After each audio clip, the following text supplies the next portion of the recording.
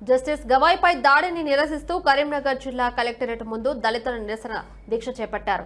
October 6న సుప్రీంకోర్టులో చర్చ సందర్భంగా జస్టిస్ గవాయ్ భారత రాజ్యాంగమే గొప్పదని, అన్ని వ్యవస్థలు రాజ్యాంగానికి లోబడే పనిచేయాలని వ్యాఖ్యానించారు. అప్పటి నుంచే రాజ్యాంగ వ్యతిరేక శక్తులు సీజేఐపై కుట్ర పడుతూ ఉన్నారని నేతలు ఆరోపించారు. ఇదంతా ఒక పథకం ప్రకారం జరిగిన దాడి అని దళిత నేతలు ఆరోపించారు. ఈ తరహా రక్షణ ప్రధానమంత్రికి రాజ్యాంగబద్ధంగా అన్ని పదవుల్లో ఉన్న వారికి వర్తిస్తూ ఉందని తెలిపారు.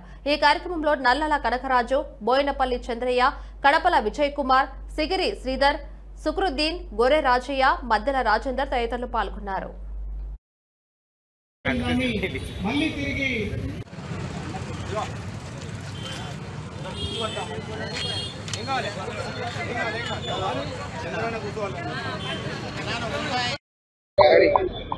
ఈరోజు కరీంనగర్ కలెక్టర్ కార్యాలయం ముందు గౌరవశ్రీ కురి వేణుగోపాల్ గారి ఆధ్వర్యంలో మరి నిరసన దీక్షలు కొనసాగుతున్నాయి.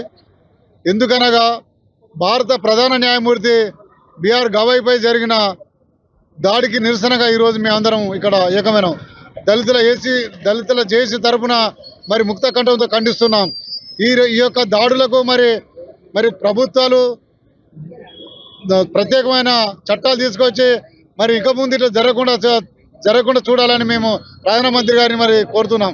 ఎందుకంటే భారతదేశంలో మరి అత్యున్నతమైన న్యాయస్థానంలో పనిచేస్తున్న చీఫ్ జస్టిస్ బిఆర్ గవాయ్పై మరి ఇంత దారుణమైన దాడి జరుగుతుంటే ప్రధానమంత్రి కూడా మరి స్పందించకుండా ఉంటా అంటే ఇది భారతదేశం ఒక అతన్నే కాదు భారతీయులందరినీ అవమానపరిచినట్టే.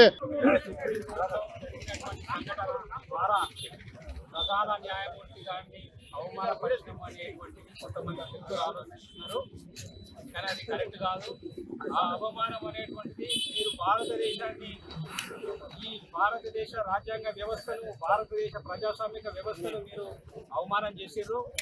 ఈ దేశం